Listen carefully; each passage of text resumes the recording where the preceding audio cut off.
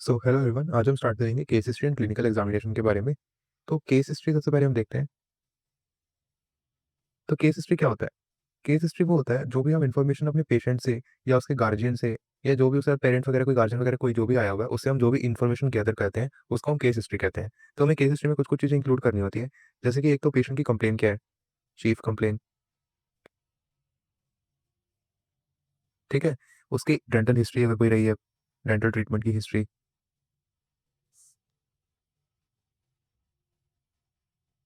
कोई medical history अगर उसकी रही है तो। इसके अलावा हम फैमिली हिस्ट्री पूछते हैं। ठीक है। और हम साथ में उसकी कुछ पर्सनल डिटेल्स भी लेते हैं। तो केस हिस्ट्री हमें क्या है, एक तो हमें कम्युनिकेट कम्युनिकेट हमें करवाती है पेशेंट के साथ। तो उससे क्या होती है, हमारे पेशेंट से रैपो बिल्ड होती है। ठीक है। हम पेशेंट से अच्छे से कम्युनिकेट करते हैं तो उससे हमें पेशेंट के साथ रैपो बिल्ड होती है। दूसरा, हम इससे ही डायग्नोसिस बनाते हैं। तो जब तक हम पेशेंट से बात नहीं करेंगे तो हम तब तक डायग्नोसिस नहीं बना पाएंगे। ठीक है। और दूसरा, हम पेशेंट की नीड वगैरह समझ सकते हैं कि वो ट्रीटमेंट से चाहता क्या है। ठीक है। उसकी क्या मतलब, वो क्या एक्सपेक्ट कर रहा है ट्रीटमेंट से। तो पेशेंट के एक्सपेक्टेशन के बारे में पता लग सकता है। ठीक है। ये सब हो गया हमारा केस हिस्ट्री का बेसिक। अब हम बात करेंगे individual components of case history. सबसे पहले हम पेशेंट की पर्सनल हिस्ट्री लेते हैं या पर्सनल डिटेल्स लेते हैं। पर्सनल डिटेल्स में हम सबसे पहले पेशेंट का नाम पूछेंगे। और नाम हम क्यों पूछते हैं? एक तो पेशेंट को अगर हम उसके नाम से बोले तो उसको एक पर्सनल टच फील होता है।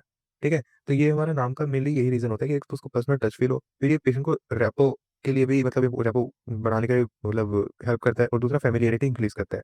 और पेशेंट में एक थोड़ा पॉजिटिव साइकोलॉजिकल इफेक्ट आता है अगर हम उसको उसके नाम से बुलाते हैं तो। ठीक है। तो इसके लिए नाम पूछना जरूरी होता है। फिर उसके बाद एज हम पूछते हैं। अब एज का क्या लॉजिक, एज पूछने का ये लॉजिक है कि कुछ कुछ कंडीशंस होती है जो कि ट्रांजिएंट होती है, एज के साथ वो धीरे धीरे अपने आप कम होती जाती है। यानी कि जो कंडीशंस है कुछ कुछ वो ट्रांजिएंट होती है, थोड़े टाइम के लिए रहती है, उसके बाद अपने आप ठीक हो जाती है। तो पेशेंट उन ट्रांजिएंट कंडीशन को मालन्यूट्रिशन समझ करके क्लिनिक में आ जाता है। और फिर वो कहता है कि भाई मेरे को इस चीज़ का इलाज चाहिए, लेकिन वो अपने आप धीरे ठीक हो जाएगी। तो इसलिए हम एज पूछते हैं। फिर एक दूसरा लॉजिक ये भी है कि ऐसे इंडिविजुअल जिनमें ग्रोथ का पोटेंशियल अब खत्म हो चुका है, उनकी एज काफ़ी हो गई है, तो उसमें हमें सर्जिकल प्रोसीजर ज़्यादा करने पड़ते हैं as compare to normal individual या यंग इंडिविजुअल जिनमें भी ग्रोथ का चांस है। तो उसको हम फंक्शनल अप्लायंसेस दे करके भी हम उसका मालन्यूट्रिशन ठीक कर सकते हैं। तो ये हो गया एज पूछने का लॉजिक। तीसरा है हमारा सेक्स। तो सेक्स हम क्यों पूछते हैं? क्योंकि जनरली फीमेल्स जो होती है उनकी डेंटली ज़्यादा होती है एज़ कम्पेयर टू मेल्स। जो फीमेल्स हैं वो डेंटली ज़्यादा जल्दी इवॉल्व होती हैं या ज़्यादा जल्दी मैच्योर होती हैं एज़ कम्पेयर टू मेल्स। फिर थोड़ा मतलब साइकोलॉजिकल इफेक्ट भी होता है कि फीमेल्स को जो है वो ज़्यादा जनरली कंसर्न्ड होती है फॉर एस्थेटिक्स, मेल्स कम कंसर्न्ड होते हैं फॉर एस्थेटिक्स। फिर फोर्थ पॉइंट हमारा क्या पूछते हैं हम? Address and occupation.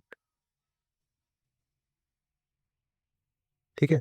एड्रेस हम क्यों पूछेंगे? एड्रेस से हमें पता लग जाएगा कि पेशेंट कितना दूर रहता है क्लिनिक से। अगर वो बहुत ज़्यादा दूर रहता है तो हम जो हमारी जो अपॉइंटमेंट्स होंगे वो इसी तरीके से बनाएंगे कि पेशेंट को कम से कम ट्रैवल करना पड़े। ठीक है। कि उसकी वजह से अगर मान लो दूर होगा तो उसको दिक्कत होगी आने जाने में, तो हम इस तरह से उसका अपॉइंटमेंट वगैरह फिक्स करेंगे कि उसको कम से कम ट्रैवल करना पड़े और उसका ज़्यादा से ज़्यादा काम हो जाए एक सिंगल अपॉइंटमेंट में। तो उसके लिए हम एड्रेस पूछते हैं। दूसरा, ऑक्यूपेशन से हमें उसका सोशियो इकोनॉमिक स्टेटस पता लग सकता है कि हम किस टाइप का ट्रीटमेंट उसको दे सकते हैं। ज़्यादा महंगा ट्रीटमेंट नहीं दे सकते, हमें सस्ता देना पड़ेगा, या हो सकता है किसी को महंगा दे सकते हो हम। तो सोशियो इकोनॉमिक स्टेटस एक तरह से हमें पर्सन के पता लगता है उसके ऑक्यूपेशन के थ्रू। फिर नेक्स्ट हम पेशेंट से उसकी चीफ कंप्लेंट पूछते हैं। ठीक है। तो जो चीफ कंप्लेन होती है वो पेशेंट के खुद के वर्ड्स में होनी चाहिए। ठीक है। अगर पेशेंट ने खुद के वर्ड्स में नहीं होगी, हम खुद से अगर उसमें इनपुट डालेंगे तो हमें एग्जैक्ट डायग्नोसिस नहीं पता लग पाएगा। जैसे कि अगर ऑर्थो में पेशेंट आते हैं ऑर्थो क्लिनिक में, तो कुछ कुछ दिक्कतें ये लेकर के आते हैं कि मेरे दांत बहुत ज़्यादा आगे हैं, फिर बताते हैं कि उनमें स्पेसिंग भी है। तो आपको पता लग जाएगा कि पेशेंट की सबसे प्राइमरी कंसर्न क्या है। कि अगर उसने बोला कि दांत आगे हैं तो मतलब कि उसका सबसे पहला कंसर्न है कि उसके दांत प्रोक्लाइंड है, तो पहले उसको ठीक करो। फिर वो बोलेगा कि स्पेसिंग है, फिर आप उसको स्पेसिंग को ठीक करोगे, यानी कि उसकी सेकंड प्रायोरिटी हो गई। फिर वो बोलेगा थोड़ी झंझनाहट भी होती है दांतों में, यानी कि सेंसिटिविटी है, तो आपकी थर्ड प्रायोरिटी हो गई। तो इस तरह से हमें चीफ कंप्लेंट को पेशेंट की खुद की लैंग्वेज में लिखना चाहिए। उससे एक तो हमें प्रायोरिटी समझ में आती है, और ये भी पता चलता है कि पेशेंट क्या डिज़ायर, मतलब उसका क्या है एक्सपेक्टेशन ट्रीटमेंट को लेकर के। तो ये भी हमें पता चलता है कि वो किस-किस चीज़ का इलाज चाहता है। तो इसलिए हम पेशेंट की खुद की भाषा में चीफ कंप्लेंट लिखते हैं। नेक्स्ट हम लेते हैं पेशेंट की मेडिकल हिस्ट्री।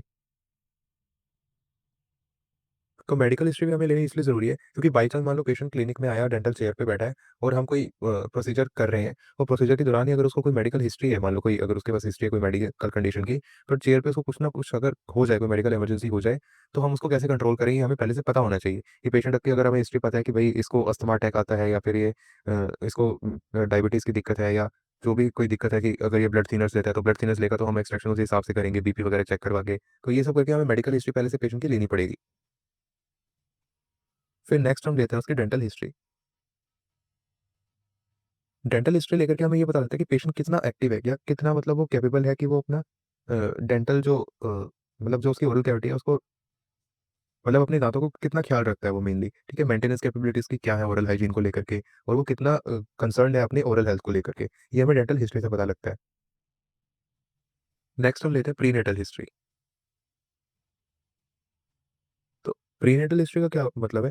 प्रीनेटल हिस्ट्री का ये मतलब है कि जो पेशेंट है हमारा, उसका बर्थ से पहले मतलब उसकी क्या हिस्ट्री रही है, मतलब कि जो उसकी मदर थी उसको कोई इन्फेक्शन वगैरह की हिस्ट्री तो नहीं है, या कोई ऐसी एंटीबायोटिक्स वगैरह तो नहीं ली जो कि टेरेटोजेनिक है, ठीक है। और मेनली इसमें हम जो डिलीवरीज है उसके बारे में बात करते हैं। एक कॉन्सेप्ट होता है फोर्सेप डिलीवरी, एक कॉन्सेप्ट का टेक्निक होती है फोर्सेप डिलीवरी। इसमें हम क्या करते हैं, फोर्सेप डालते हैं और फोर्सेप से प्रेशर लगाते हैं टीएमजे रीजन पे, ठीक है। तो टीएमजे रीजन पे जब प्रेशर लगता है तो उसकी वजह से एंकाइलोसिस हो सकता है, टीएमजे जॉइंट का, और टीएमजे का एंकाइलोसिस हो सकता है। तो ये एक एग्जांपल है कि प्रीनेटल हिस्ट्री हमें क्यों लेनी चाहिए, ठीक है। तो इससे हमें पता लग जाएगा पेशेंट के बारे में अगर कोई प्रीनेटल हिस्ट्री होगी तो। फिर उसके बाद हम लेते हैं पोस्टनेटल हिस्ट्री।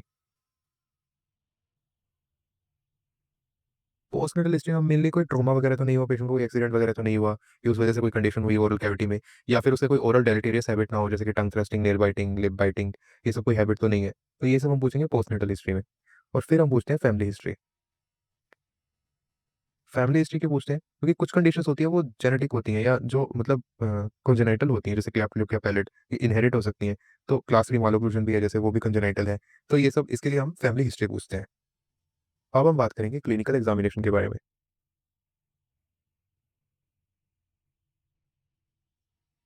तो पेशेंट जैसे ही मतलब क्लिनिक में एंटर हो रहा है, तभी से हमें जो है, एक जो अच्छा क्लिनिशियन है वो पेशेंट के एंटर होते ही उसका एग्जामिन करने लगेगा, ठीक है। वो उसका गेट देखेगा, चलने का तरीका क्या है, उसका फिजिक देख लेगा चलते हुए, ठीक है। फिर उसका हाइट वेट भी चेक किया जाएगा, ठीक है। उसका बिल्ड देखा जाएगा कि बिल्ड कैसा है, उसके बॉडी मतलब एक्टोमॉर्फिक है, मेसोमॉर्फिक है, वो सब चीज़ें, ठीक है। फिर उसके बाद हाइट वेट से हमें ग्रोथ का पता लग जाएगा कि ग्रोथ, अगर वेट बहुत कम है यानी कि अंडर डेवलप्ड है जो पेशेंट है, वो बहुत ज़्यादा माल न्यूट्रिशन हो सकता है उसमें, तो ये सब चीज़ें हमें हाइट वेट देख करके पता चलेगी। तो सबसे पहले हम देखेंगे बॉडी बिल्ड। तो बॉडी बिल्ड में क्या मतलब है, इसमें तीन आते हैं, एक्टोमॉर्फिक, मेसोमॉर्फिक और एंडोमॉर्फिक, ठीक है। एक्टोमॉर्फिक मतलब कि टॉल एंड थिन, ठीक है। एंडोमॉर्फिक मतलब कि शॉर्ट एंड ओबीस, और मेसोमॉर्फिक मतलब बीच में हो गया, मतलब एवरेज हो गया, एवरेज फिजिक, ठीक है। ये हो गया बॉडी बिल्ड। उसके बाद हम देखेंगे सिफेलिक एंड फेशियल मेजरमेंट्स।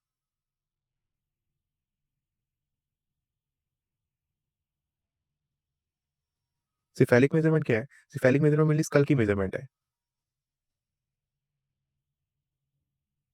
अगर मैं इसको आई से डिनोट करूं तो इसका क्या फॉर्मूला बनेगा, मैक्सिमम स्कल विड्थ अपॉन में मैक्सिमम स्कल लेंथ। यानी कि मान लो ये पेशेंट का स्कल जो है वो कितना ज़्यादा वाइड है और कितना ज़्यादा लॉन्ग है, तो उसको हम मैक्सिमम लेंथ को और मैक्सिमम विड्थ को आपस में मतलब कैलकुलेशन करेंगे, तो उससे हमें स्कल की मेजरमेंट या सिफेलिक मेजरमेंट मिलेगी, ठीक है। अब मान लो इसकी वैल्यू आती है 76 से 80.9 के बीच में, 76.0 से 80.9, ठीक है। तो इसको हम बोलते हैं मीजोसिफेलिक, यानी कि एवरेज, ठीक है। अगर मान लो इससे ज़्यादा है, यानी कि 81 से लेकर के 85.4 तक आई, तो उसको हम बोलेंगे ब्रैकिसिफेलिक, यानी कि ज़्यादा आ रही है, यानी कि विड्थ ज़्यादा है, न्यूमरेटर ज़्यादा है, यानी कि विड्थ ज़्यादा है, यानी कि स्कल शॉर्ट है और ब्रॉड है, ठीक है। तो ये हो गया हमारा ब्रैकिसिफेलिक। अगर मान लो 76 से कम आती है, ठीक है, यानी कि लेस देन 75.9, तो इसको हम बोलेंगे डोलिकोसिफेलिक, यानी कि कम आ रही है, यानी कि इसका लेंथ ज़्यादा है, डिनोमिनेटर ज़्यादा है, तभी तो ओवरऑल आई कम आ रहा है। अगर इसका लेंथ ज़्यादा है तो यानी कि लॉन्ग एंड नैरो स्कल, ठीक है। अगर मान लो 85.4 से भी ज़्यादा आती है ना, यानी कि मोर देन 85.5, ठीक है, तो उसको हम बोलते हैं हाइपर ब्रैकिसिफेलिक,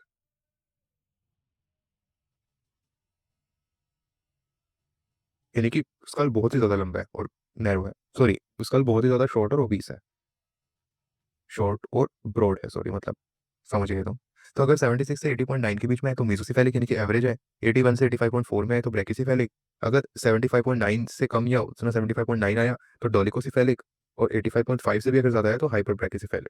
ठीक है, तो ये मतलब वैल्यूज़ याद करनी पड़ेगी, ये तो तुम्हें इसमें मैं कुछ नहीं कर सकता, समझा तो दिया मैंने टॉपिक, तुम्हें कैसे निकालना है, सिफेलिक मेजरमेंट कैसे करनी है। अब इसी तरह से आती है हमारे पास फेशियल मेजरमेंट।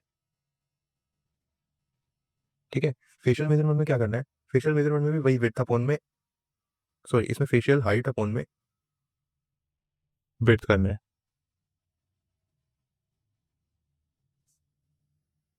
ठीक है, इसमें हाइट ऊपर रखेंगे और विड्थ नीचे रखेंगे। उसमें क्या कर रहे थे, उसमें हम विड्थ ऊपर रख रहे थे और लेंथ नीचे रख रहे थे। तो इसमें क्या करना है, इसमें भी वही, अगर 78.9 तक आ रहा है तो इसका मतलब हो गया हाइपर यूरिप्रोस्कोपिक। अगर 79.0 से लेके 83 में आ रहा है तो हो गया हमारा यूरिप्रोस्कोपिक। अगर 84 से लेके 87.9 तक आ रहा है तो मीसोप्रोस्कोपिक। और 87 पॉइंट मतलब 88 से लेकर के 92.9 तक आ रहा है तो लेप्टोप्रोस्कोपिक।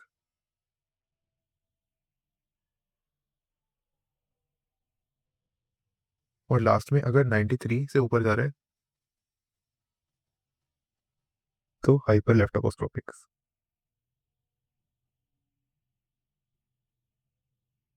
अब ये टर्म्स हैं, तुम्हें याद करनी पड़ेगी और साथ में इनकी वैल्यूज भी याद करनी ही पड़ेगी। जितनी ज़्यादा वैल्यूज कम आती जाएगी उतना ज़्यादा जो फेस है हमारा वो शॉर्ट एंड ब्रॉड होता जाएगा।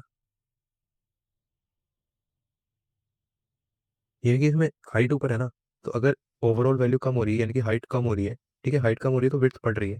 ठीक है, तो जैसे जैसे वैल्यू कम होती जाएगी वैसे वैसे हाइट अपॉन में विड्थ का रेशियो कम होता जाएगा, यानी कि हाइट कम होती जाएगी विड्थ बढ़ती जाएगी।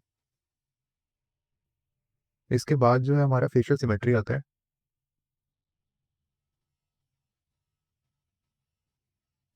तो जनरली कोई फेशियल एसिमेट्री प्रेजेंट होती नहीं पेशेंट में, asymmetry is absent until and unless उस पेशेंट में कोई हेमीफेशियल हाइपरट्रॉफी या एट्रोफी दिख रही हो। हेमीफेशियल हाइपरट्रॉफी या एट्रोफी, ठीक है, या हो सकता है उसमें कोई कॉन्जेनाइटल डिफेक्ट हो, कॉन्जेनाइटली मान लो एक मतलब फेस एसिमेट्रिकल हो। ठीक है, या हो सकता है उसमें कोई कॉन्ड्राइलर हाइपरप्लेजिया हो। ठीक है, या फिर उसमें कोई यूनिलेटरल एंकाइलोसिस हो। यानी कि इन सब कंडीशन में हमें मेनली एसिमेट्रिकल फेस देखने को मिलता है। वैसे जनरली फेशियल एसिमेट्री एब्सेंट होती है। फिर उसके बाद हम बात करेंगे फेशियल प्रोफाइल के बारे में।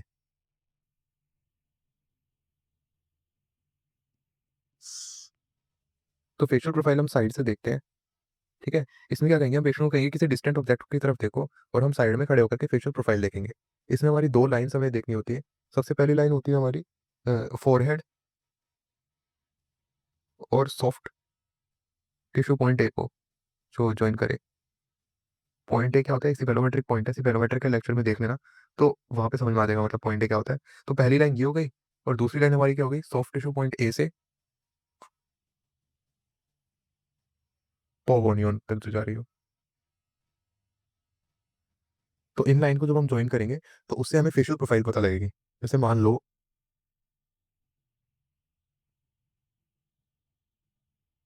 ये है कोई पेशेंट, ठीक है, और ये फोरहेड हो गया उसका, यहाँ पे सॉफ्ट टिश्यू पॉइंट ए हो गया, और ये पोगोनियन वाली चिन्ह मैंने थोड़ी सी पीछे बना दी।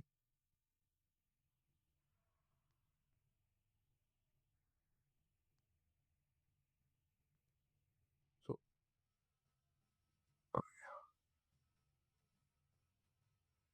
ठीक है, ये मान लो जी चिन्ह है उसकी। तो सॉफ्ट टिश्यू पॉइंट ए से लेकर के ये जो nasal point A, sorry soft tissue point A और फिर से पोगोनियन के जो मीट कर रही है, ये लाइन जो होती है इससे हम फेशियल प्रोफाइल डिटेक्ट करते हैं। ठीक है, मैं थोड़ी बना के दिखाया तुम्हें कॉन्वेक्स और कनकेव प्रोफाइल या स्ट्रेट प्रोफाइल। इसमें तीन प्रोफाइल होती है मेनली, या तो हो सकता है स्ट्रेट प्रोफाइल हो। ठीक है, स्ट्रेट प्रोफाइल क्या होगा कि उसमें मान लो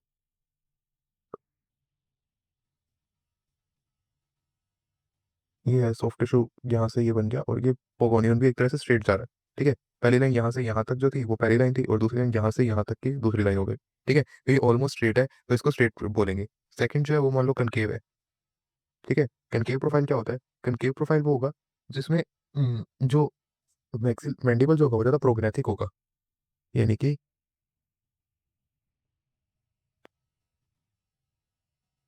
मान लो ऐसा करे कोई पेशेंट है, ठीक है? तो इसके अगर लाइन बनाएंगे तो ये हो गई first line soft tissue point A तक, और फिर उसका नेक्स्ट लाइन जो बनाएंगे वो कुछ ऐसी सी हो गई, थोड़ी सी टेढ़ी हो गई, ठीक है? ये ऐसे था और ये थोड़ा सा टेढ़ा हो गया, तो एंगल जो बन गया मतलब कि ये थोड़ी कॉन्वेक्स सी आ रही है, सॉरी कनकेव आ रही है, तो इसको बोलेंगे कनकेव प्रोफाइल।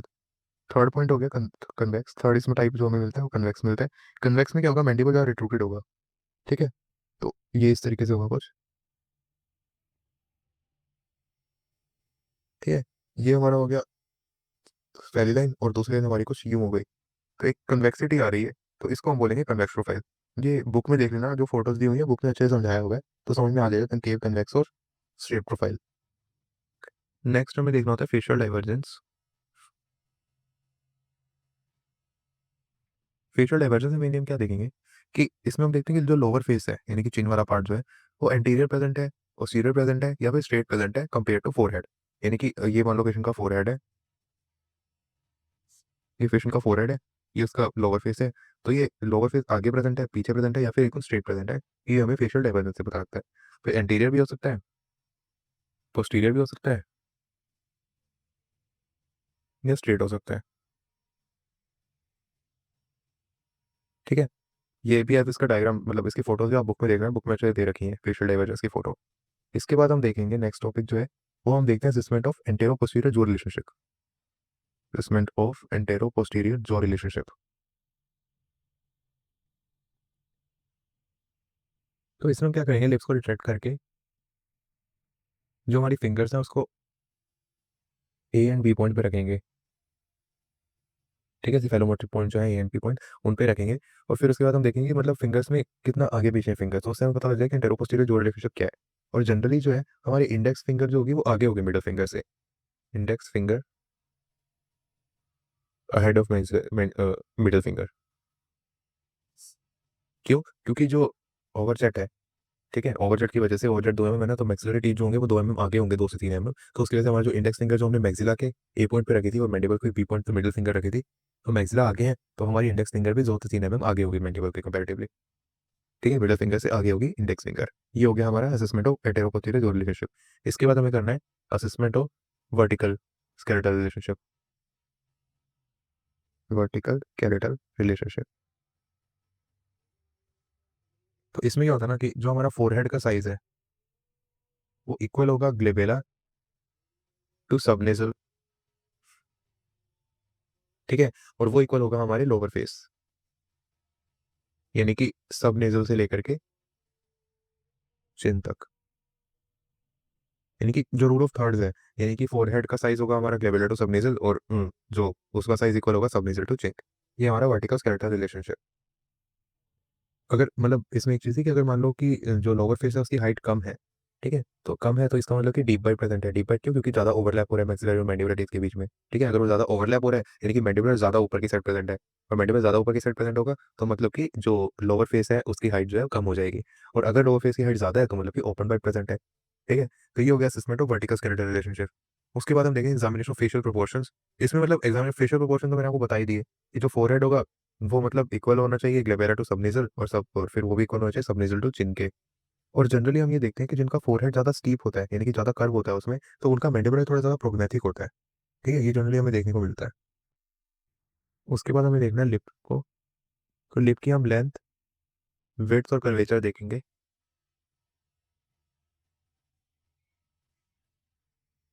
तो नॉर्मली बैलेंस लिप जो होते हैं उनमें जो अपर लिप है वो 1/3 होता है लेंथ में, और लोअर लिप होगा 2/3, ठीक है?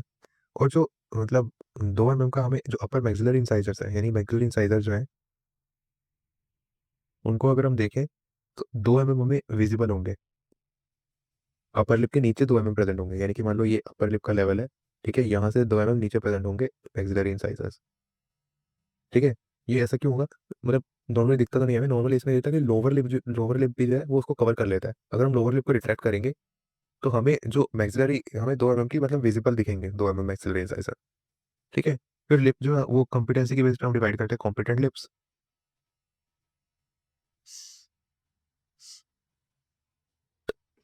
सॉरी। तो इसमें क्या होगा, जब मस्कुलेचर हमारा रिलैक्स भी है, यानी कि मसल्स हमारे रिलैक्स्ड हैं, तो भी हमारे लिप्स जो है कॉम्पिटेंट है, यानी कि आपस में मतलब ज्वाइन हो पा रहे हैं, ठीक है। सेकंड होंगे इनकॉम्पिटेंट लिप्स, ठीक है। ये क्या होते हैं, एनाटॉमिकली शॉर्ट लिप्स होते हैं, यानी कि ये कॉन्टैक्ट ही नहीं कर पाएंगे, इवन जब मस्कुलेचर जब रिलैक्स होगा तो वो कॉन्टैक्ट नहीं कर पाएंगे, ठीक है। और इसमें लिपसिल नहीं हो पाता, और लिपसिल अगर आपको बनाना है तो आपको बहुत ज़्यादा मसल को कॉन्ट्रैक्ट करना पड़ेगा, तो ही आपका जो है कॉम्पिटेंट हो पाएंगे, वो लिपसिल बन पाएगी। यानी कि इनमें क्या होता है, नॉर्मली लिप जो है वो आपस में कॉन्टैक्ट में नहीं होते, तो उसकी वजह से लिपसिल नहीं बनेगी। तीसरा है हमारा पोटेंशियली कॉम्पिटेंट।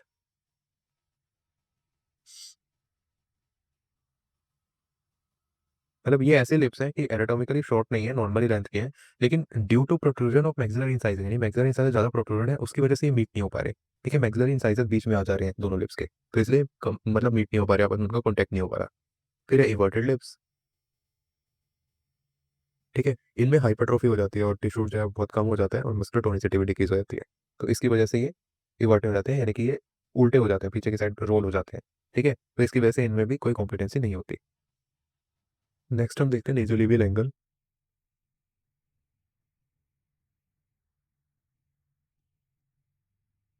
तो नेजोलिवियल एंगल क्या होता है, डायग्राम बना के बता देता हूँ, ठीक है। इसमें क्या होगा कि हम सब नेजल जो पॉइंट है उसको अगर ज्वाइन करें मैक्सिलरी अपर, मतलब जो अपर लिप है उसके मोस्ट प्रोमिनेंट पॉइंट से, और दूसरा हम एंगल ज्वाइन करें जो हमारा लोअर बॉर्डर है नोज का, उसके टेंजेंट ड्रॉ करें, ठीक है। यानी कि हमने लोअर बॉर्डर जो नोज का है उससे टेंजेंट ड्रॉ किया, दूसरा हमने लाइन लिया सब नेजल पॉइंट से लेकर के जो अपर लिप है उसके मोस्ट प्रोमिनेंट पॉइंट तक, तो ये जो एंगल बनेगा इसको बोलते हैं नेजल एंगल, नेजोलेवियल एंगल, ठीक है। तो अगर मैक्सिला ज़्यादा प्रोट्रूडेड होगा, ठीक है, अगर मान लो मैक्सिलर ज़्यादा प्रोट्रूडेड है, तो उसका मतलब आप समझ गए कि ये एंगल क्या होगा, डिक्रीज हो जाएगा, ठीक है। और मैक्सिलर ज़्यादा रिट्रूडेड होगा तो यानी कि ये एंगल बढ़ जाएगा, तो ये एंगल, मतलब ये एंगल बढ़ जाएगा अगर मैक्सिलर ज़्यादा प्रोट्रूडेड होगा, रिट्रूडेड होगा। प्रोट्रूडेड में एंगल इंक्रीज, और मैक्सिला अगर रिट्रूडेड होगा, सॉरी, प्रोट्रूडेड में एंगल डिक्रीज, और रिट्रूडेड में एंगल इंक्रीज। मतलब फिर से बताया था मैं थोड़ा सा कंफ्यूज हो गया था। मतलब ये एंगल है, देखो दो लाइन को ज्वाइन किया, एक तो लोअर बॉर्डर से हमने टेंजेंट ड्रॉ किया, जो नोज का लोअर बॉर्डर है उसके टेंजेंट ज्वाइन किया, फिर दूसरा जो हमने लाइन ली बोली सब नेजल से लेकर के अपर लिप का जो मोस्ट प्रोमिनेंट पॉइंट है वहां से हमने एक लाइन ज्वाइन की, ठीक है। ये जो एंगल बना उसको हमने बोला नेजोलेबियल एंगल, ठीक है। अब नेजोलेबियल एंगल अगर मान लो मैक्सिला आगे हुआ ज़्यादा, मतलब कि ये लाइन भी आगे शिफ्ट हो जाएगी, ये लाइन आगे शिफ्ट हो जाएगी, तो एंगल छोटा हो जाएगा, यानी कि अगर मैक्सिला प्रोट्रूडेड है तो हमारा एंगल कम हो जाएगा। अब मान लो कि मैक्सिला ज़्यादा पीछे है, ठीक है, तो ये लाइन भी पीछे हो जाएगी, तो ये एंगल जो है वो ज़्यादा बढ़ जाएगा, तो यानी कि एंगल इंक्रीज हो जाएगा मैक्सिला के रिट्रोक्शन के केस में। ये हो गया नेसोलेबियल एंगल का कॉन्सेप्ट। नेक्स्ट हम देखेंगे चिन। तो चिन में हम सबसे पहले तो देखते हैं मेंटोलेबियल सल्कस। मेंटोलेबियल सल्कस क्या होता है, डिप्रेशन होता है जस्ट बिलो द लिप्स,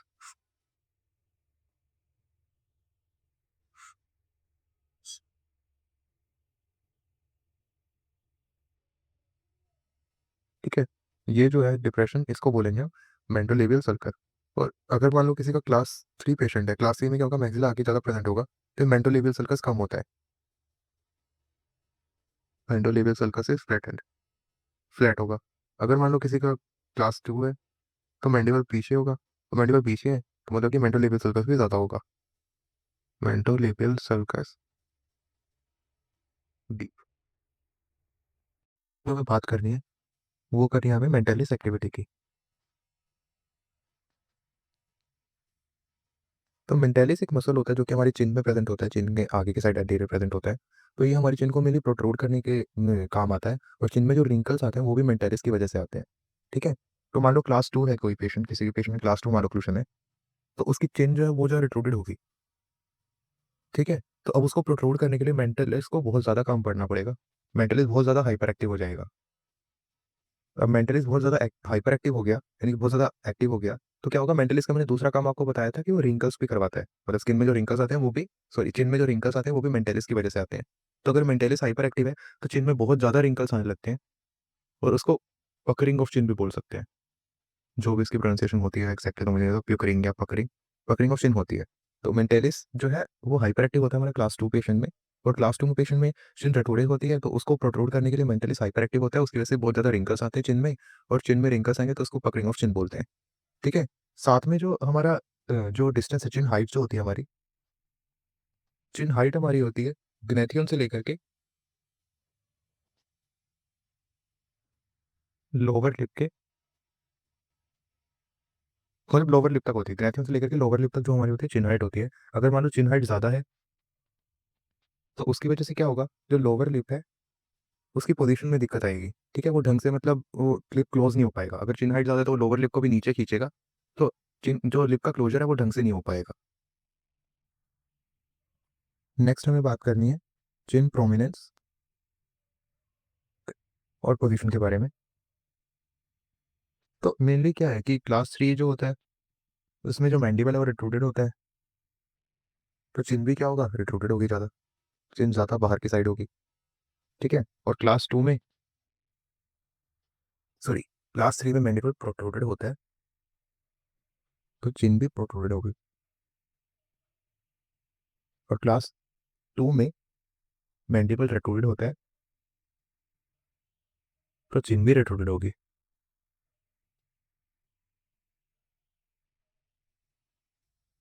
तो ये तो सारे थे हमारे एक्स्ट्रा ओरल एग्जामिनेशन, जिसमें हमने चिन का एग्जामिनेशन किया। उससे पहले हमने जॉ का रिलेशन देखा, हमने एंटेरो पोस्टीरियर वगैरह, फेशियल डाइवर्जेंस, फेशियल कन्वर्जेंस, ये सब देखी, फेशियल प्रोफाइल वगैरह, फेशियल सिमेट्री, ये सब हमारा एक्स्ट्रा ओरल एग्जामिनेशन था, ठीक है? जो हम ओरल कैविटी के बाहर जो भी चीज़ें हैं उनको एग्जामिन कर रहे हैं, तो ये हमारा एक्स्ट्रा ओरल एग्जामिनेशन हो गया। अब हम बढ़ेंगे इंट्रा ओरल एग्जामिनेशन पे। इंट्रा ओरल एग्जामिनेशन, तो इसमें हमें बहुत सारी चीज़ें देखनी पड़ेगी। डिक्टेशन देखेंगे हम पेशेंट का, हम पेशेंट की जिंजाइवा देखेंगे, लिप एंड चिक फ्रेनम देखेंगे, उसके टंग देखेंगे, पैलेट देखेंगे, ये सब चीज़ें हमें इंट्राओरल एग्जामिनेशन में देखनी है। तो सबसे पहले हमें टंग देखते हैं।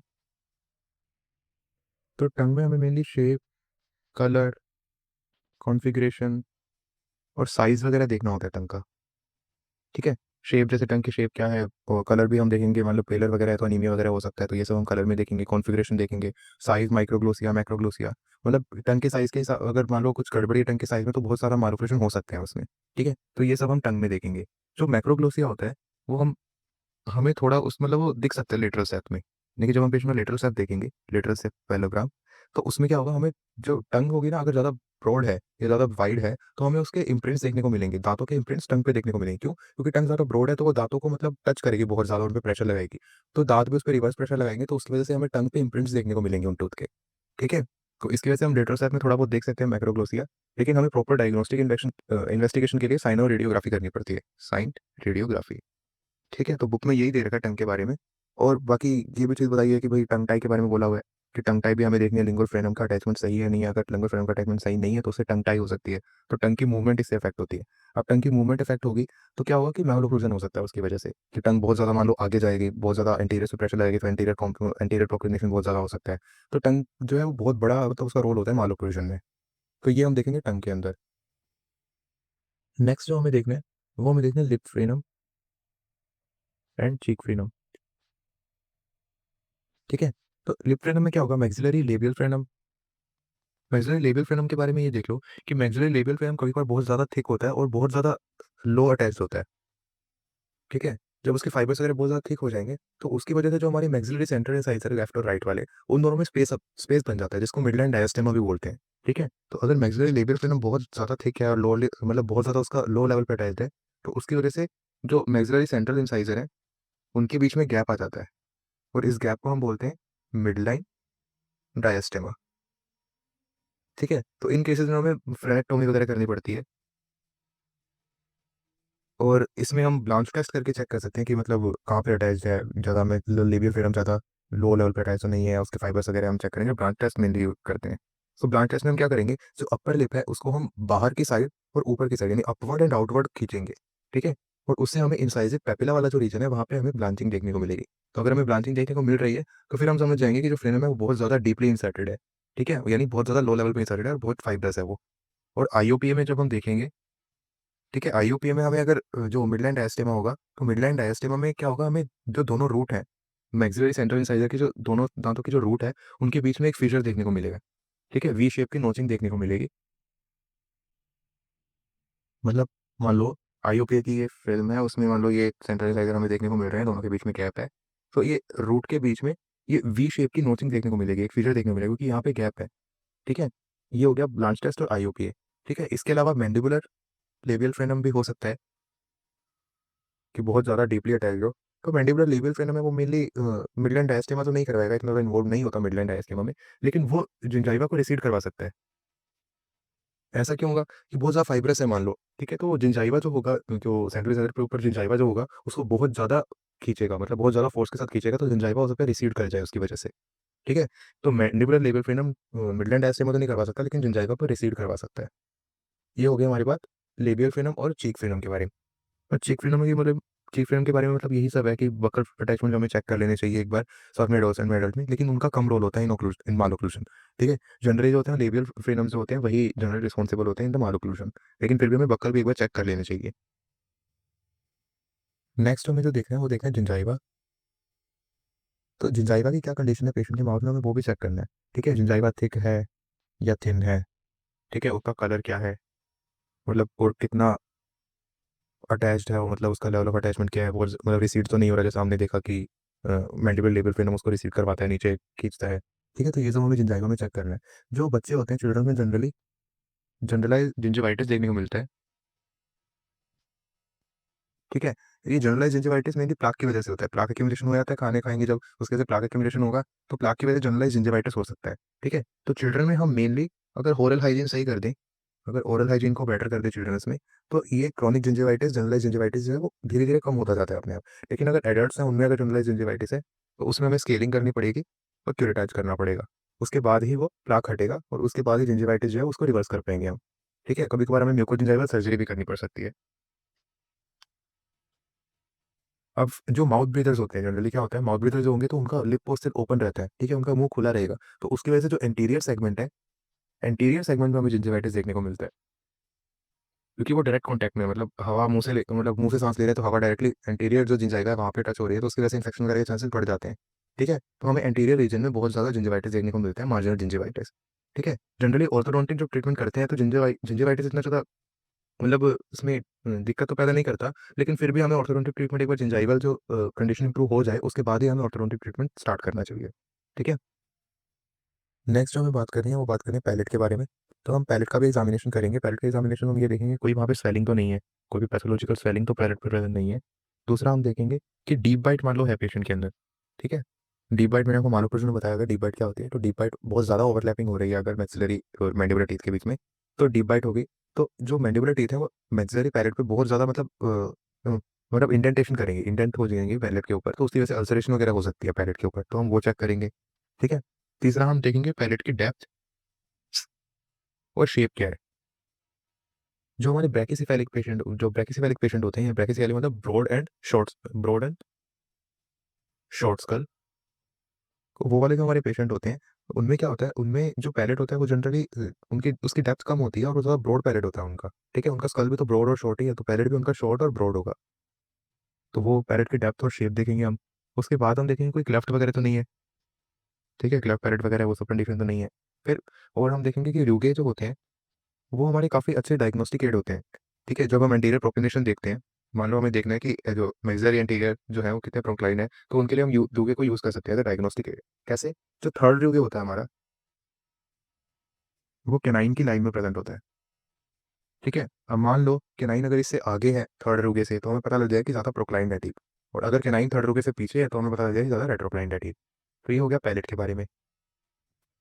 नेक्स्ट जो हमें देखना है वो देखना है टॉन्सिल्स एंड एडिनोइड्स। तो टॉन्सिल और एडनोड्स का हमें मेनली यही देखना है कि वो ज़्यादा मतलब इन्फ्लेमेशन वगैरह तो नहीं है उसमें। अगर बहुत ज़्यादा इन्फ्लेमेशन होती है, प्रोलॉन्ग्ड इन्फ्लेमेशन होती है टॉन्सिल में, तो जो का जो पोस्चर है और जो टंग का पोस्चर है, टंग की पोजीशन है, वो अफेक्ट होती है उससे, ठीक है? अब टंग की पोजीशन अगर अफेक्ट हो रही है, जो का पोस्चर अफेक्ट हो रहा है, तो उसके आगे मालोक्लूजन आ सकता है, ठीक है? तो ये भी ऑर्थो से एक तरह रिलेटेड हो गया। तो हमें टॉन्सिल्स वगैरह देखना है, ठीक है? कुछ लोगों में मतलब कुछ बच्चों में हमें एडिनोइड फेसी कंडीशन देखने को मिलती है, एडिनोइड फेसी। इसमें क्या होता है, जब बहुत ज़्यादा प्रोलॉन्ग्ड इन्फ्लेमेशन रहता है टॉन्सिल्स में, तो पेशेंट का माउथ एक तरह से खुला रह जाता है, ठीक है? उसकी नाक भी काफ़ी नैरो होती है, पैरेटल वॉल्ट काफ़ी मतलब ब्रॉड होता है और मतलब शॉर्ट होता है। तो ये सब एडेनोइड फेसिस की मतलब सिम्टम्स हैं, और एडेनोइड फेसिस में मेनली बच्चों में देखने को मिलता है, और ये होता है ड्यू टू प्रोलॉन्ग्ड इन्फेक्शन या prolonged inflammation due to infection. फिर नेक्स्ट जो हमें देखना है वो देखना है हमें डेंटिशन। अब डेंटेशन में हमें वो चीज़ें देखनी होती है। सबसे पहले तो हम डेंटल स्टेटस देखेंगे ओवरऑल। डेंटल स्टेटस में हम क्या देखेंगे? प्रॉपर डेंटेशन देखेंगे, कितने नंबर ऑफ टीथ प्रेज़ेंट हैं। नंबर ऑफ टीथ प्रेज़ेंट, ठीक है? उसमें हम देखेंगे कोई मिसिंग टीथ तो नहीं है, मिसिंग टीथ देखेंगे। फिर उसमें हम देखेंगे कोई एक्सट्रैक्टेड तो नहीं है टीथ, ठीक है? या कोई अनइरप्टेड टीथ तो नहीं है, ठीक है? उसके बाद हम देखेंगे कि कोई एनोमली तो नहीं है उसमें, जैसे कोई कैरीज़ वगैरह है या कोई एफपीडी वगैरह लगा रखा हो पेशेंट ने, तो ये सब हम देखेंगे। फिर उसके बाद हम देखेंगे कि उसके जो हम सैजिटल प्लेन में उसको देखेंगे। सैजिटल प्लेन में हम क्या देखेंगे कि मालोक्लूजन एंगल्स कौन सी क्लासिफिकेशन है, क्लास 1 है, 2 है या 3 है, ठीक है? वर्टिकल प्लेन में हम देखेंगे, वर्टिकल प्लेन में हम क्या देखेंगे? डीप बाइट या ओपन बाइट तो नहीं है। उसके बाद हम ट्रांसवर्स प्लेन में देखेंगे, ट्रांसवर्स प्लेन में देखेंगे कोई क्रॉस बाइट या लेटरल शिफ्ट तो नहीं है। जैसे लेटरल शिफ्ट होता है ना, जो का लेफ्ट या राइट साइड, तो उसकी वजह से क्रॉस बाइट हो सकता है। तो ऐसा तो नहीं है कहीं पेशेंट में। ये सब हम दांतों में देखेंगे। फिर उसके बाद उसकी मिड लाइन देखेंगे हम। मिड लाइन मतलब कि जो हमारा फेस की जो मिड लाइन है, वो हमारी डेंटल आर्चेस की मिड लाइन से मैच हो रही है या नहीं हो रही, ठीक है? ये हम चेक करेंगे। और साथ में हम देखेंगे कोई इंडिविजुअल टूथ में कोई मार्क पोजीशन तो नहीं है। इंडिविजुअल टूथ मार्क पोजीशन मतलब कि वही सब की ज़्यादा लेबियली प्रेजेंट तो नहीं है टूथ, या उसमें कोई रोटेशन तो नहीं है, या फिर कोई लिंगुअली प्रेजेंट बीचली डिस्टली, वो सब हम देखेंगे इंडिविजुअल टूथ मार्क पोजीशन। उसके साथ में हम देखेंगे shape and symmetry of lower arches, shape and symmetry of upper and lower arches.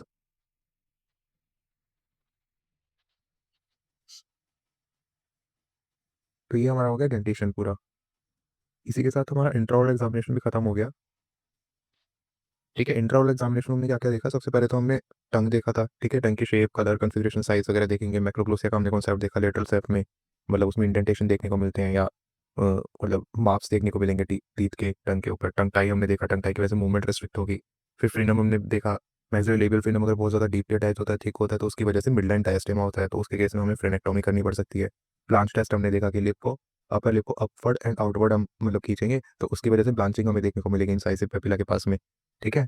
और फिर उसके बाद आईओपी में हमें वी शेप नॉच देखने को मिलता है, एक फिशर देखने को मिलता है between the maxillary center incisor roots. फिर मैंडिबुलर लेबियल फ्रेनम का हमने देखा कि वो ज़्यादा जनरली इन्वॉल्व नहीं होता मिडलाइन डायस्टेमा में, लेकिन वो जिंजाइवा को रिसीड करवाता है, ठीक है? फिर हमने जिंजाइवा को देखा, ठीक है या थीन है, उसका कलर क्या है, अटैचमेंट उसका देखा, ठीक है? और इसके बाद हमने बच्चों में देखा, बच्चों में जनरलाइज जिंजिवाइटिस है, उसको हम ओरल हाइजीन को बेटर करके अपने आप उसको ठीक कर सकते हैं, रिवर्स कर सकते हैं। लेकिन एडल्ट में हमें स्केलिंग, क्यूरेटाज या हो सकता है म्यूकोजिंजाइवल सर्जरी भी करनी पड़े। और जो माउथ ब्रीदर्स होते हैं उनमें हमें मतलब कैंटिलीवर सेगमेंट का जिंजिवाइटिस देखने को मिलता है। ये सब हमने देखा।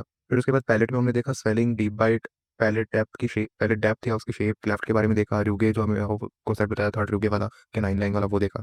फिर टॉन्सिल एंड एडिनोइड्स हमने देखा, प्रोलॉन्ग टॉन्सिल इन्फ्लेमेशन होगी तो उसकी वजह से टंग की पोजीशन और टीएमसी जो होंगे वो अफेक्ट होंगे, ठीक है? तो उसकी वजह से मालोक्लूजन आ सकता है। और एडिनोइड फेसी के बारे में हमने बात किया, एडिनोइड फेसी या फेसी जो भी है। फिर डेंटल स्टेटस हमने देखा, डेंटिशन के बारे में हमने कितने नंबर ऑफ दाग प्रेजेंट है, मिसिंग टीथ है या नहीं है, एक्सपेक्टेड टीथ है, इरप्टेड टीथ, ये सब हमने देखा। एनोमली में हम केरीज देखेंगे मेनली। सैजिटल पेन में हमने देखा class 1, class 2, class 3 angles classification. फिर डीप बाइट, ओवर बाइट हमने वर्टिकल पेन में देखा, लेटरल शिफ्ट हो गया। फिर मिड लाइन में हमने देखा फेशियल मिड लाइन जो है वो ओवरलैप हो रही है, मतलब एक लाइन में है ना वो, जो फेशियल मिड लाइन है और डेंटल आर्चेस की जो मिड लाइन है। फिर इंडिविजुअल टूथ मार्क पोजीशन देखा, फिर shape and symmetry of upper and lower arches. इसी के साथ एक्स्ट्रा एग्जामिनेशन हमारा खत्म हो गया। तो ये तो हो गया, हमने स्टैटिक बात कर ली सारी। स्टैटिक मतलब इसमें पेशेंट कोई मूव नहीं कर रहा है, कुछ भी उसका मूव नहीं हो रहा है, कोई भी फंक्शनल मूवमेंट नहीं हो रही पेशेंट की, ठीक है? नेक्स्ट हम बात करेंगे फंक्शनल एग्जामिनेशन। फंक्शनल एग्जामिनेशन में हम मेनली पेशेंट से थोड़ी फंक्शनल मूवमेंट कराएंगे कि उसका मुंह खुलवाएंगे, बंद करवाएंगे या आगे पीछे करवाएंगे, ऐसा कुछ करवाएंगे, तो उससे हम फंक्शनल एग्जामिनेशन करेंगे। तो इसमें सबसे पहले तो हमें देखना होगा postural rest position and maximum intercuspation. Second देखेंगे हम एग्जामिनेशन ऑफ टीएम चेन। और थर्ड हम देखेंगे एग्जामिनेशन ऑफ ओरोफेशियल डिस्फंक्शन।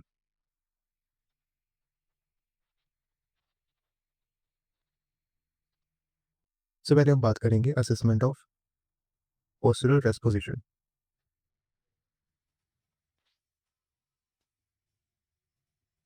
तो रेस्ट पोजीशन क्या होती है मेनली मैंडिबल की?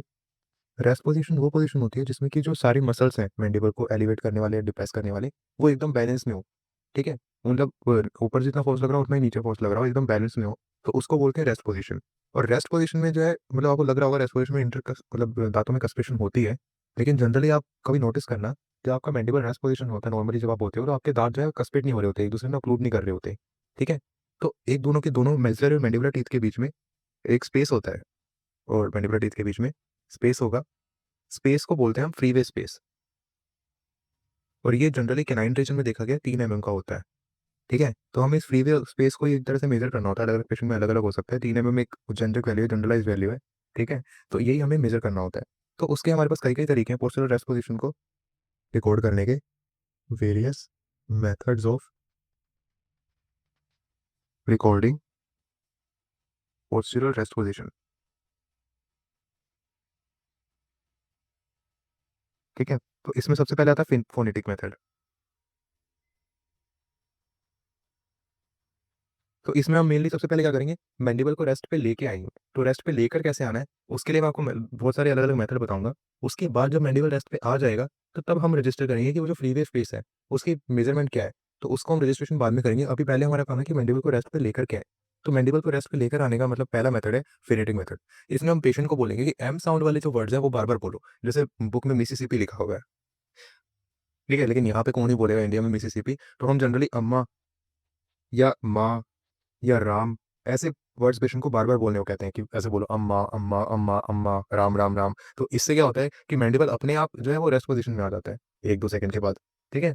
तो ये हो गया हमारा फोनेटिक मेथड। दूसरा हमारा कमांड मेथड। कमांड मेथड में क्या होगा, हम पेशेंट को कमांड देंगे कि आप ऐसा करो, वैसा करो, तो उससे क्या होगा पेशेंट का मैंडिबल अपने आप आ जाएगा। जैसे हम पेशेंट को बोलेंगे सैलो करने को, ठीक है? तो सैलो करने के बाद पेशेंट का मैंडिबल जो है अपने आप रेस्ट पोज़ीशन पे आ जाएगा। जो फोनेटिक मेथड है वो भी एक तरह से कमांड मेथड है, क्योंकि इसमें हम पेशेंट को कमांड कर रहे हैं कि ऐसे एम साउंड वाले वर्ड बोलो। फिर नॉन कमांड मेथड है। नॉन कमांड मेथड में हमें पेशेंट को मेनली पता नहीं लगना चाहिए कि हम उस पे कोई डायग्नोसिस कर रहे हैं, ठीक है? हम उसको एग्ज़ामिन कर रहे हैं, पेशेंट को पता नहीं लगेगा, उससे नॉर्मल भाषा में बात करो, मतलब आप उससे कुछ भी नॉर्मल, पेशेंट को पता भी ना लगे कि आप उसको एग्ज़ामिन कर रहे हो। तो आप उससे नॉर्मली बात करोगे, पेशेंट कॉन्शियस नहीं होगा, तो अपने आप उसका जो मैंडिबल है वो रेस्ट पोज़ीशन में आएगा, और फिर आप वो देख पाओगे कि उसी टाइम पेशेंट को बोलो कि हाँ, अब ऐसे ही रखना है, आपको मैंडिबल कोई भी मूवमेंट नहीं करनी है, ठीक है? ये हो गया नॉन कमांड मेथड। चौथा होता है फिर कंबाइंड मेथड। कंबाइंड मेथड में वही है कि आप मतलब कमांड मेथड और नॉन कमांड मेथड दोनों को कंबाइन करके और वैसे आप करो। ठीक है, एक इसमें टैपिंग टेस्ट के बारे में लिखा हुआ है बुक में। तो टैपिंग टेस्ट क्या है? टैपिंग टेस्ट में आप क्या करोगे, पेशेंट की चिन को अपने इंडेक्स फिंगर और थंब से पकड़ोगे।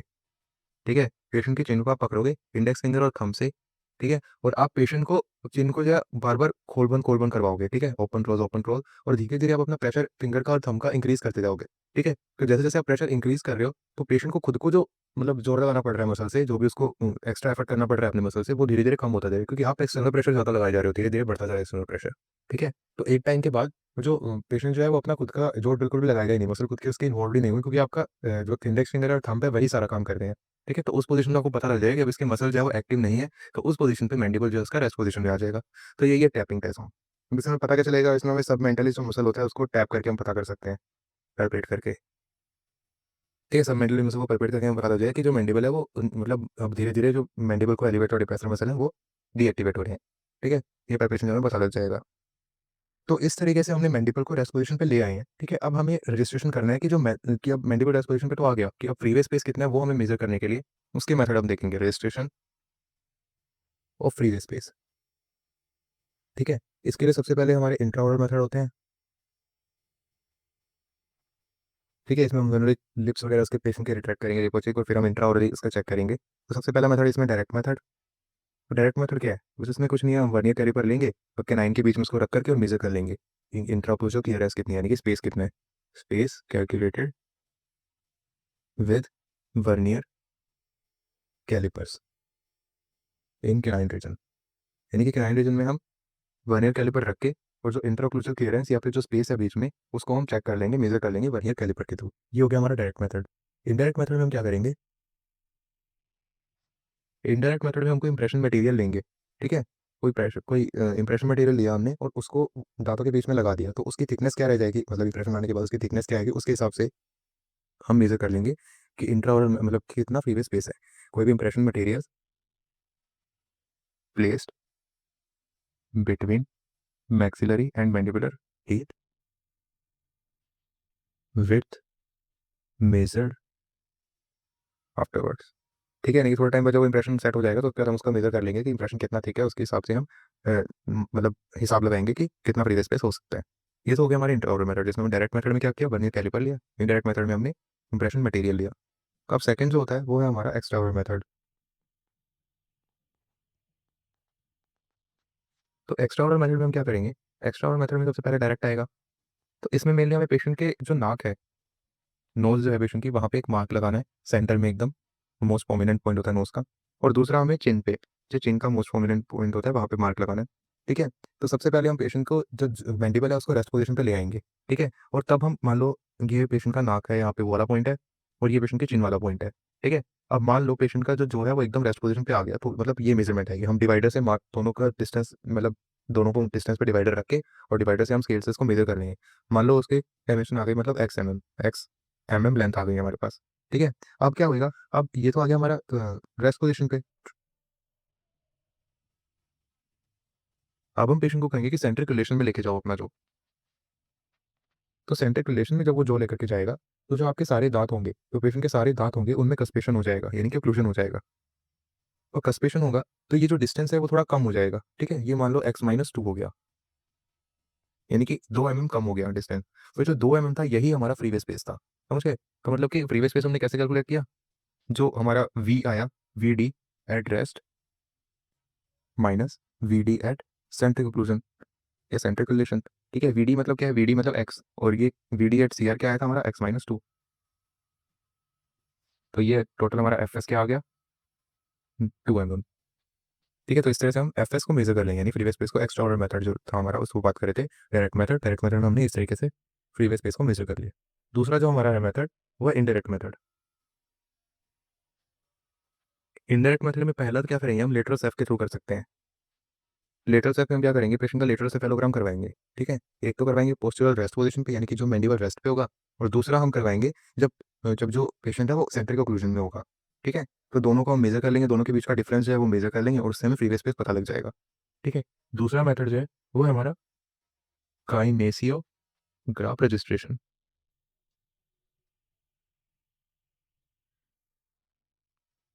इसमें कुछ नहीं होगा, इसमें कोई काइनेसियो ग्राफ होता है।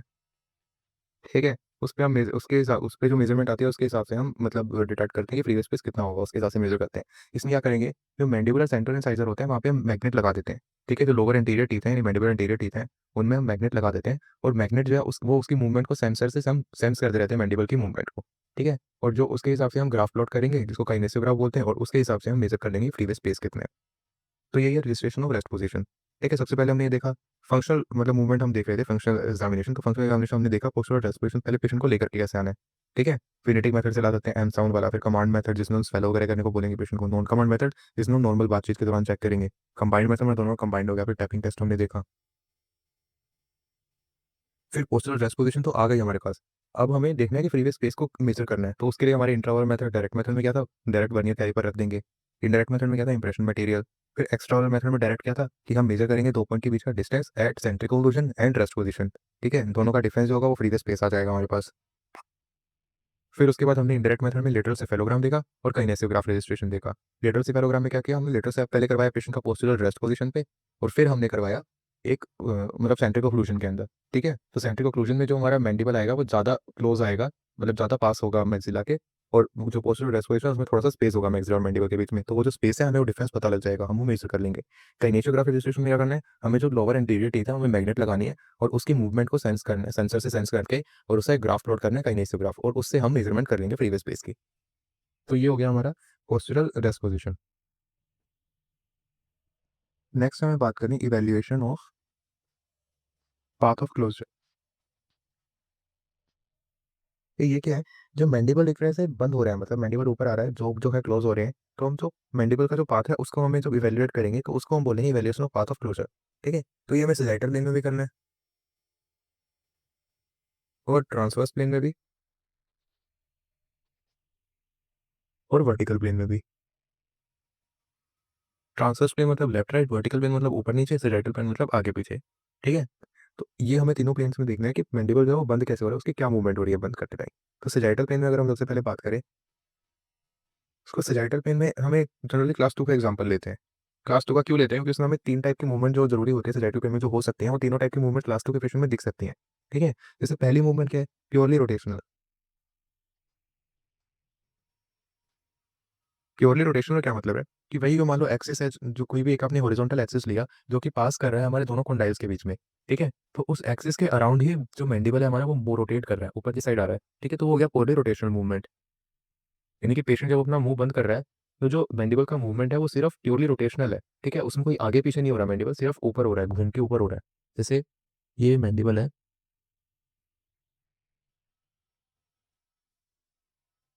ठीक है? ये मैंडिबल है, तो ये डायरेक्टली बस ऊपर हो रहा है। ये कोई आगे शिफ्ट या पीछे शिफ्ट नहीं हो रहा, सिर्फ ऊपर हो रहा है। ठीक है? घूम के सिर्फ ऊपर हो रहा है, रोटेशनल मूवमेंट हो रही है। ठीक है? दूसरा हम देखते हैं कि फॉरवर्ड पाथ ऑफ क्लोजर हो सकता है।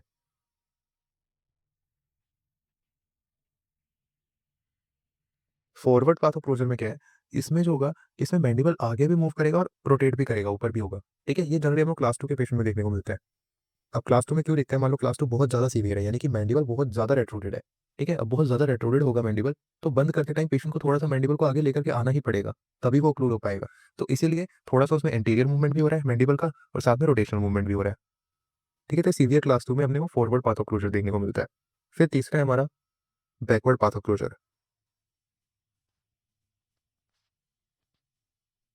अब बैकवर्ड पाथ ऑफ क्लोजर क्या है? ये भी हमें क्लास 2 डिवीज़न 2 में देखने को मिल सकता है। ठीक है? क्लास 2 डिवीज़न 2 में क्या होता है, जो हमारे मैक्सिलरी इंसाइज़र्स हैं, वो लिंगुओवल्स्ड होते हैं।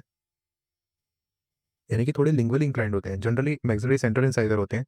हो सकता है लेटरल भी हो, मतलब लेटरल हो सकता है कि स्ट्रेट हो या फिर लेबियोवल्स्ड हो, यानी कि बक्कली प्रेज़ेंट हो। ठीक है? लेकिन जो मैक्सिलरी सेंट्रल इंसाइज़र है वो लिंगुओवल्स्ड होंगे। ठीक है? तो इसमें क्या होगा, अगर पेशेंट नॉर्मली बंद करेगा, रोटेशनल मूवमेंट नॉर्मल करेगा, तो उसमें मैक्सिलरी सेंट्रल इंसाइज़र पीछे की साइड है। तो अगर वो बंद करेगा, तो मतलब जो मैक्सिलरी सेंट्रल इंसाइज़र है और मैंडिबल सेंट्रल इंसाइज़र है, जो एंटीरियर टीथ है मैक्सिलरी मैंडिबल, उनका कॉन्टैक्ट पहले हो जाएगा। ठीक है? अब उनका कॉन्टैक्ट पहले हो गया, तो जो पोस्टीरियर टीथ है वो ढंग से ओक्लूड नहीं कर पाएँगे। तो इसीलिए पेशेंट थोड़ा-सा पीछे लेकर के आता है जो, तो उसी को हम बोलेंगे बैकवर्ड पाथ ऑफ क्लोज़र।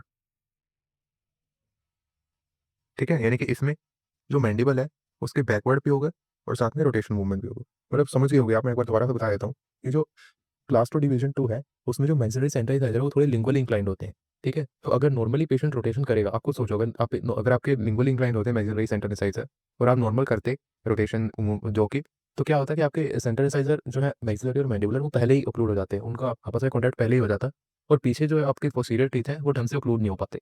तो ऑब्वियसली फिर पेशेंट थोड़ा-सा अपने जॉ को पीछे लेकर के ही जाएगा, मैंडिबल को थोड़ा पीछे लेकर के जाएगा, ताकि ओक्लूड हो पाए पोस्टीरियर टीथ भी। तो इसलिए पोस्टीरियर एंड रोटेशन मूवमेंट होती है। तो ये हो गया हमारा बैकवर्ड पाथ ऑफ क्लोज़र। ये हो गया हमारा सेजाइटल पेन में। सेजाइटल पेन में हमने क्या देखा? रोटेशनल मूवमेंट होती है purely, forward path of closure हो सकता है और बैकवर्ड पाथ ऑफ क्लोजर होता है। सेजाइटल में मैंने आपको बताया था, इसमें आगे-पीछे की मूवमेंट देखनी है मैंडिबल की। तो आगे यानी फॉरवर्ड पाथ ऑफ क्लोजर, पीछे मतलब backward path of closure. Next हम देखेंगे वर्टिकल पेन में। वर्टिकल पेन में हम क्या चेक करते हैं? ओवर बाइट, यानी कि कहीं डीप बाइट या ओपन बाइट तो नहीं है। ठीक है? तो इसमें जो बुक है उसमें 2 तरह के कॉन्सेप्ट दे रखे हैं, एक तो स्यूडो डीप बाइट और ट्रू डीप बाइट।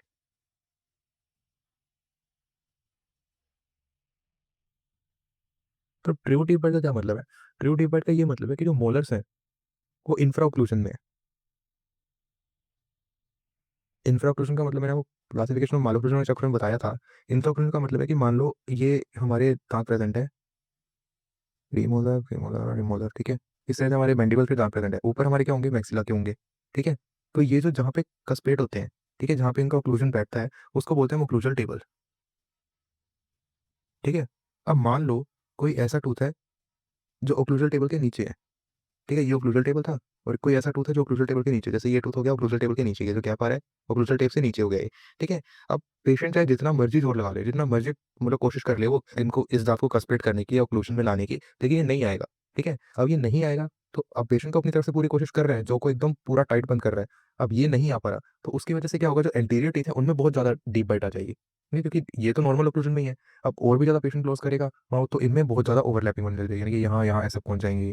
क्योंकि आगे से आगे वाले तो सोर्बल ओक्लूजन टेबल को टच कर ही रहे हैं और पेशेंट एक्स्ट्रा एफर्ट कर रहा है, तो वो ओक्लूजन टेबल को क्रॉस करके और ज़्यादा ओवरलैप कर रहे हैं एक-दूसरे को। तो ये हो गया ट्रू डीप बाइट। इसमें हमें प्रीवियस स्पेस बहुत ज़्यादा देखने को मिलता है पोस्टीरियर्स में। ठीक है, ये हो गया true deep bite. Pseudo deep bite का क्या मतलब है? सूडो डीप बाइट का ये मतलब है कि दांत जो है वो सारे मतलब पोस्टीरियर्स हैं वो नॉर्मल ओक्लूजन टेबल को टच कर रहे हैं, लेकिन जो एंटीरियर टीथ है, ठीक है, एंटीरियर टीथ है वही थोड़े ज्यादा ओवर इरप्शन हो गया उनमें। ठीक है, यानी कि उनमें ही थोड़ा सा ज्यादा वो सुपरा इरप्ट हो गया, यानी कि ओक्लूजल टेबल से थोड़ा सा ऊपर आ गए, तो उसकी वजह से उनमें ज्यादा ओक्लूजल जो सॉरी उनमें ज्यादा ओवरलैपिंग हो रही है, तो उसकी वजह से हमें डीप बाइट देखने को मिल रहा है। इसमें हमें जनरली प्रीवियस स्पेस नहीं देखने को मिलता, प्रीवियस स्पेस लेस इन पोस्टीरियर्स। ठीक है, इसका कॉन्सेप्ट समझ गए होगे आप? नहीं तो आप एक बार पीछे रिवाइंड करके एक बार फिर से देख लेना। तो वर्टिकल प्लेन में हमने चेक कर लिया।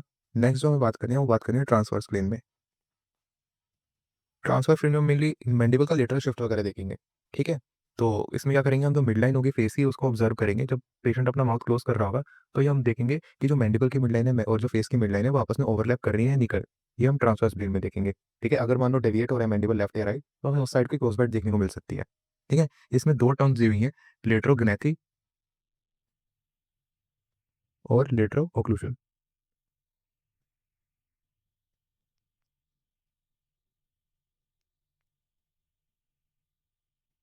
तो लेटरोग्नेथी का क्या मतलब है? लेटरोग्नेथी का ये मतलब है कि नॉर्मली पेशेंट चाहे रेस्ट पोजीशन पे हो या फिर ओक्लूजन में हो, ठीक है, मैंडिबल डेविएटेड ही होगा। ठीक है, यानी कि मैंडिबल थोड़ा सा डेविएटेड ही होगा चाहे पेशेंट रेस्ट पोजीशन में हो या फिर ओक्लूजन की पोजीशन में हो। लेकिन लेटरो ओक्लूजन का क्या मतलब है? लेटरो ओक्लूजन का ये मतलब है कि रेस्ट पोजीशन में तो कोई डेविएशन नहीं देखने को मिल रही, रेस्ट पोजीशन में नो डेविएशन, लेकिन जैसे ही पेशेंट ओक्लूजन में अपने दांत को लाता है, ओक्लूजन में हमें डेविएशन प्रेजेंट। ठीक है, लेटरोग्नेथी में हमें नॉर्मली भी डेविएशन देखने को मिलती है चाहे पेशेंट रेस्ट में हो या फिर ओक्लूजन में हो। लेटरो ओक्लूजन में क्या होता है कि नॉर्मली रेस्ट पोजीशन पे कोई भी डेविएशन नहीं है, लेकिन जैसे ही पेशेंट अपने टीथ को ओक्लूजन में लाने की कोशिश करता है वैसे हमें डेविएशन देखने को मिलती है। तो ये हो गया ट्रांसवर्स प्लेन में। तो तीनों प्लेन की हमने बात कर ली, सिलेक्टिव प्लेन, वर्टिकल प्लेन और ट्रांसवर्स प्लेन। इसके बाद हमें बात करनी है examination of TMJ. Examination of TMJ. तो टीएमजे के अंदर मेनली हम ऑस्कल्टेशन और पल्पेशन करेंगे, auscultation and palpation of TMJ. ठीक है, और उससे एसोसिएटेड जो भी मस्कुलेचर इन्वॉल्व है टीएमजे से रिलेटेड उसको भी हम पैल्पेट या ऑस्कल्टेट करेंगे। ठीक है, हम कोई क्रेपिटस या कोई क्लिकिंग साउंड, हाइपर मोबिलिटी या एंकाइलोसिस, डेविएशन, डिसलोकेशन, ये सब चीज़ें हमें एग्जामिन करनी है कि ऐसा कुछ तो नहीं मिल रहा हमें टीएमजे के अंदर, वो सब हम इसमें मेजर करेंगे। ठीक है, हम हो सकता है लेटर सेप वगैरह में भी चेक कर सकते हैं, वो एक ऑर्थोडोंटिक डायग्नोस्टिक मतलब एड हो सकते हैं। ठीक है, और टीएमजी रेडियोग्राफ भी होते हैं, उनको भी हम रेफर कर सकते हैं in order to diagnose any TMJ related condition. ठीक है, फिर जो हमें एक जो पता बताया क्लास 2 डिवीजन 1 के जो पेशेंट होते हैं, डिवीजन 1 के जो पेशेंट होते हैं और साथ में जिनको लिप का भी कोई दिक्कत हो, ठीक है, कोई लिप डिसफंक्शन भी हो, उनमें हमें टीएमजे डिसऑर्डर देखने को मिलते हैं। ठीक है, ऐसा बुक में लिखा हुआ है। तो ये हो गया हमारा टीएमजे। उसके बाद जो हमें नेक्स्ट बात करनी है वो बात करनी है ओरोफेशियल डिस्फंक्शन के बारे में।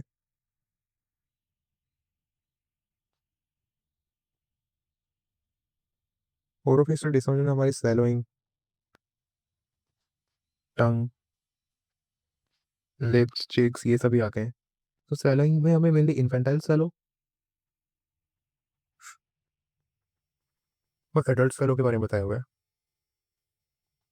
लेकिन अभी इस चैप्टर में ज़्यादा अच्छा समझ में आएगा नहीं, है मेनली आप ओरल हैबिट्स वाले चैप्टर में पढ़ोगे।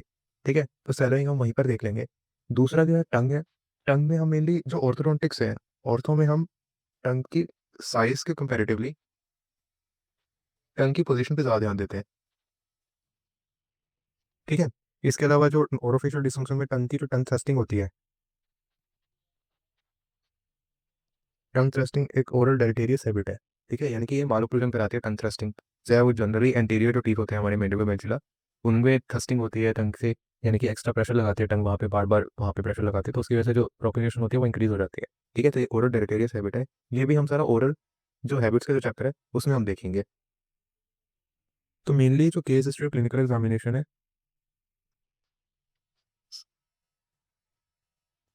वो यहाँ पे खत्म हो जाता है, यानी ये समा। ठीक है, तो थोड़ा बहुत जो टॉपिक बच गया है जैसे ओरल डिस्फंक्शन वगैरह वाले और ओरल हैबिट्स वाले वो हम ओरल हैबिट्स के चैप्टर में देख लेंगे। ठीक है, केस हिस्ट्री और क्लिनिकल एग्जामिनेशन में इतना ही है।